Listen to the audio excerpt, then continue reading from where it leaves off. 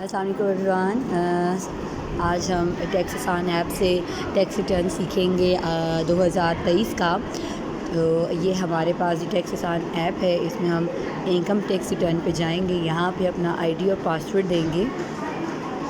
हमने sign in किया, इसको साइन इन करने के बाद जो है इनकम टैक्स रिटर्न पे जाएंगे आप।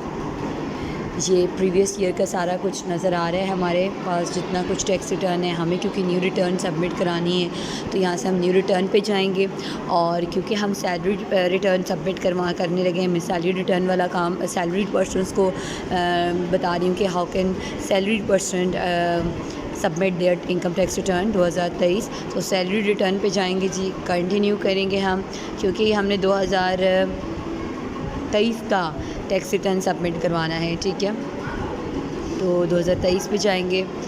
अब हम रिहायशी हैं, यहाँ पे रेजिडेंट है तो रेजिडेंट पे जाएंगे। उसके बाद हमने इनकम फ्रॉम सैलरी, क्योंकि हम सैलरी पर्सन है तो इनकम फ्रॉम सैलरी पे ही जाएंगे हम। इसको करेंगे ओपन एंड देन हमारे पास जो एनुअल सैलरी है वो डाल देंगे यहाँ पे।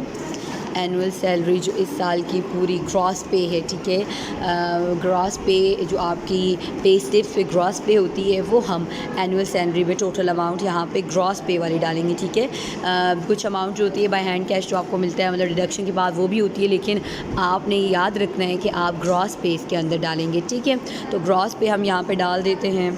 बिलफर्ज ये है,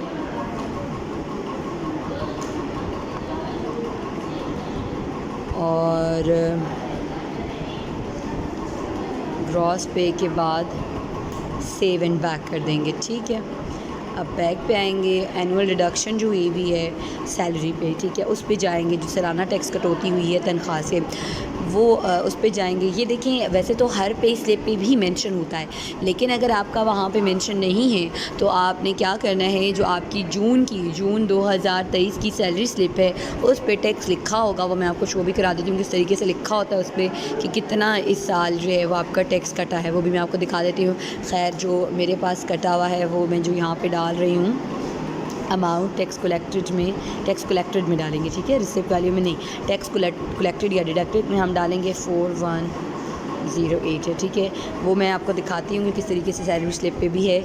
और उसके बाद सेव एंड बैक कर देंगे। ठीक है, और यहाँ पे हमारा और कुछ भी नहीं है, तनख्वाह के अलावा कोई इजाफी नहीं है, ये भी नहीं है, नेक्स्ट फ्लाइंग सबमरीन भी नहीं है, कमर्शियल प्लॉट अलाउंस भी नहीं है, देन एम्प्लॉयमेंट टर्मिनेशन बेनिफिट्स भी नहीं है, सैलरी एरर्स भी नहीं है। तो उसका मतलब है हम इसको कर देंगे कंटिन्यू। अब यहाँ पे भी कोई और दीगर ज़राए से आमदनी भी नहीं है हमारी, और सरमायाजाती नफ़ा से मुनाफा भी नहीं है। ठीक है, तो यहाँ से फिर हम आगे जो है वो इसको कंटिन्यू कर देंगे।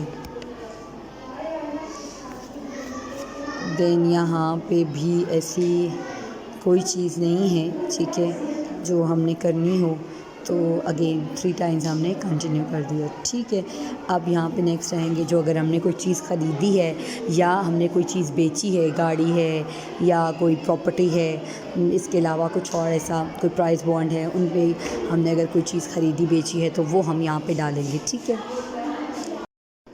अच्छा जी, जैसे मैंने अभी बात की कि हम जो टैक्स कलेक्ट या डिडक्ट हो रहा है, अगर हमें हर एक सैलरी स्लिप से नहीं मिल रहा या समझ नहीं आ रही या टोटल नहीं हो रहा, तो आप बहुत आसानी से अपनी जून की जो सैलरी स्लिप है उसमें जाके देख सकते हैं। ये देखें, ये ऑप्शन है। वैसे हर सैलरी स्लिप के एंड पे लिखा होता है, लेकिन अगर हमें टोटल लिखना है रिकवर टिल जून 2023, तो जून की पे स्लिप में आप जाके देख सकते हैं। जो अमाउंट होगी, ये अमाउंट आप टैक्स कलेक्टेड या डिडक्टेड में डालेंगे, और आप देख सकते हैं मैंने वही डाला है 4108।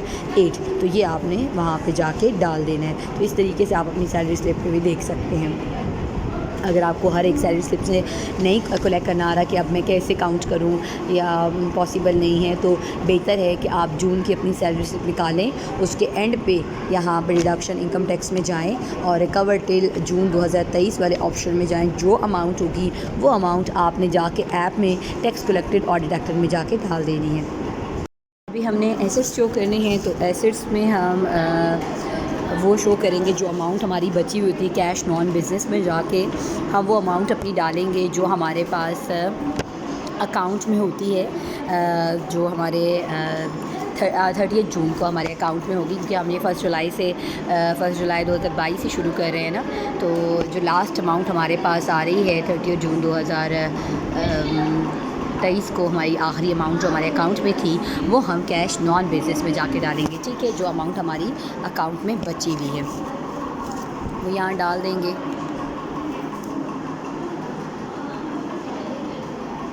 सेव एंड बैक पे चले जाएंगे।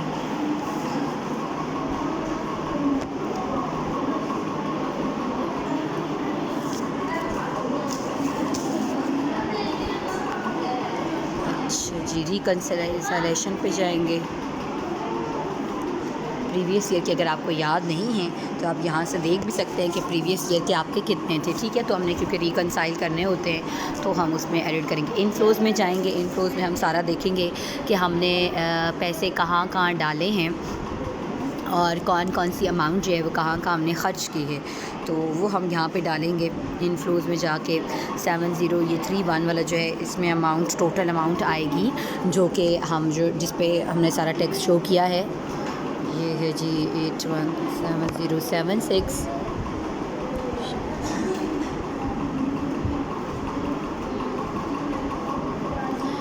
और अब आउटफ्लोज में चले जाएंगे। इनफ्लो में तो हमने सारा कुछ वो लिखा कि जो हमारी अमाउंट थी, ठीक है। इसको हम आउटफ्लोज में अब जाते हैं जी। बाकी यही है, सेव एंड बैक। अब आउटफ्लो में जाके सारा हम सेटअप करते हैं जी। पर्सनल एक्सपेंसेस में कितना गया है ये देखते हैं। अच्छा जी, आउटफ्लोज में सबसे पहले हम पर्सनल एक्सपेंसेस में डालेंगे। हमारे पर्सनल एक्सपेंसेस में कितनी अमाउंट आई है जी। इसमें रेंट आ गया,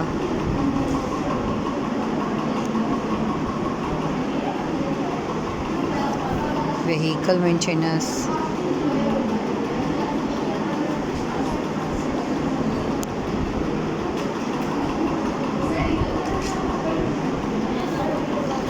और ट्रैवलिंग।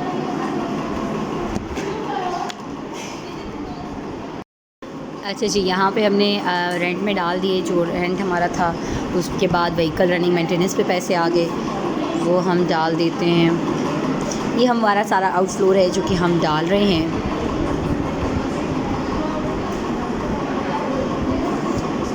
देन ट्रैवलिंग का आ गया अमाउंट, इलेक्ट्रिसिटी का आ गया,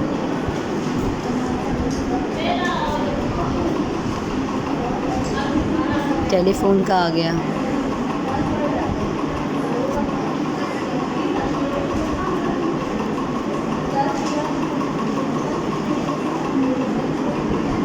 मेडिकल का आ गया,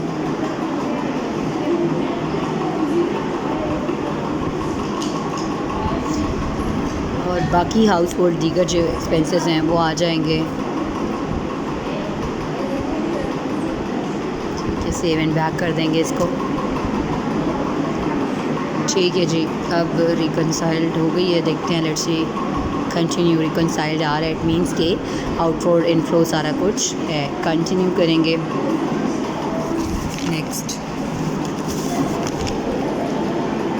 नेक्स्ट कंटिन्यू।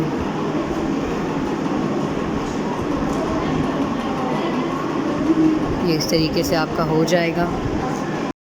अच्छा जी, एक और इसमें अब ये नई जो टैक्सान ऐप है, इसमें जब आप लॉग इन करेंगे ना तो देखिए यहाँ पे ये टैक्स ईयर 2023 हमने करना है ना, तो यहाँ पे एक एडिट का ऑप्शन आता है। क्योंकि मैं अब टैक्स रिटर्न 2023 सबमिट अभी मेरी नहीं हुई, बीच में मेरा कोई काम रह गया, मैं वापस चली गई दोबारा। जब मैंने लॉग इन हुआ तो मुझे फिर इस पर एडिट पे जाना पड़ेगा and then it is open. और फिर आप उसके बाद फिर उसी तरीके से वही जो ऑप्शन हमने स्टार्ट में लिए थे, रेजिडेंस पे जाएंगे एंड देन हमारा इनकम फ्रॉम सैलरी है, हम वहाँ से जाएंगे एंड देन ये सारा कुछ करके तो हम आगे कंटिन्यू करते जाएंगे।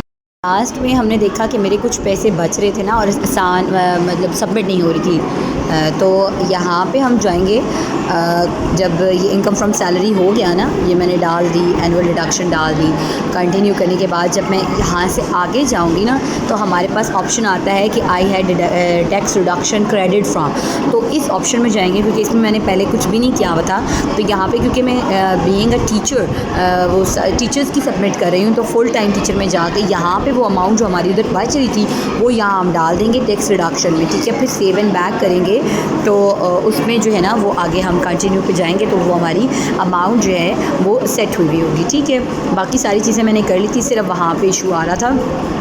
नेक्स्ट कंटिन्यू करते जाएंगे। एसेट्स ऑलरेडी हम कर चुके, मतलब इसमें से रिकनसाइलेशन हो चुकी थी, अब सारी अमाउंट रिकनसाइल्ड है। और जब हम जाएंगे तो अब आप देख सकते हैं अब वो जो अमाउंट आ रही थी ना वो अब मेरे पास नहीं आ रही, बल्कि रिफंडेबल टैक्स भी आ रहा है कि वो मुझे वापस भी करेंगे। तो ये हमारे पास आ गया जी, ये टोटल वो जो अमाउंट का इशू था वो हमारा जो है वो सॉर्ट आउट हो गया है, ठीक है। टैक्स रिटर्न्स में जाके विद होल्डिंग टैक्स भी है और वो जो अमाउंट रह गई थी वो भी हो गई है, ठीक है। तो इस तरीके से आप कि अगर एंड पे वो अमाउंट बच जाती है और आप जो है आपको कोई छूट मिली हुई है, आप गवर्नमेंट सर्वेंट है, तो आप उसमें वहाँ पे उस ऑप्शन में जाके डाल सकते हैं, ठीक है।